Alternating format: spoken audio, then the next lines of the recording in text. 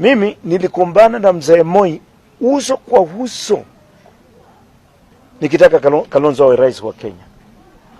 Yeye mwenyewe apime mazungumzo yangu na Moi yalikuwa namna gani.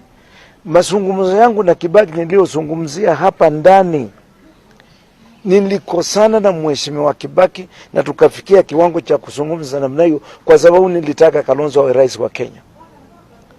Uhusiano wangu na Kibaki ulififia kwa sababu ya kutaka Kalonzo awe rais wa Kenya.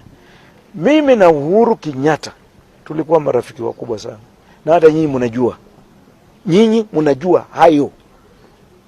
Katika ujumbe ulioenda Hague kuzindikisha Uhuru Kenyatta, kati ya hao mimi nilipia wajumbe 15 tikiti ya kwenda Hague kwenda kumsaidia Uhuru Kenyatta.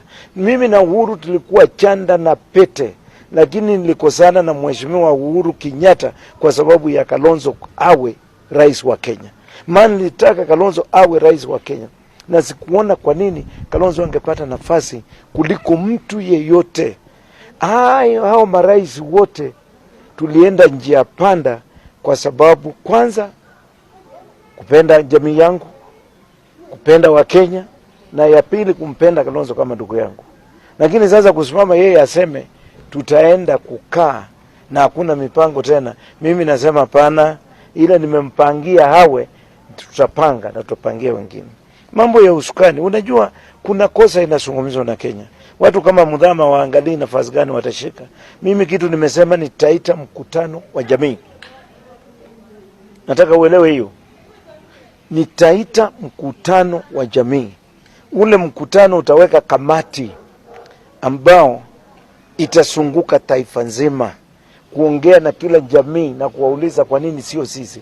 Wakitushinda tutawaunga sisi. Tutakuwa tunauza kiongozi mgani kwa hiyo? Sio lazima uuze mtu.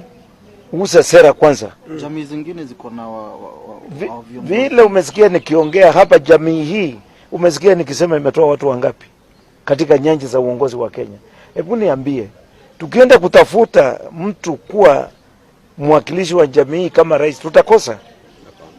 Swali ni hilo. Najibu ni haitawezekana tukose. Kwa hivyo mambo ya ni fulani na fulani hiyo tuache. Kwanza si huyo Kalonzo yuko tu. Yeye yuko.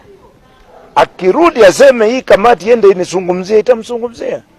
Lakini akisema anaenda amebeba mikono juu na ameenda kungojea siasa ya mheshimiwa Uhuru Kenyatta iamue atakuwa nani.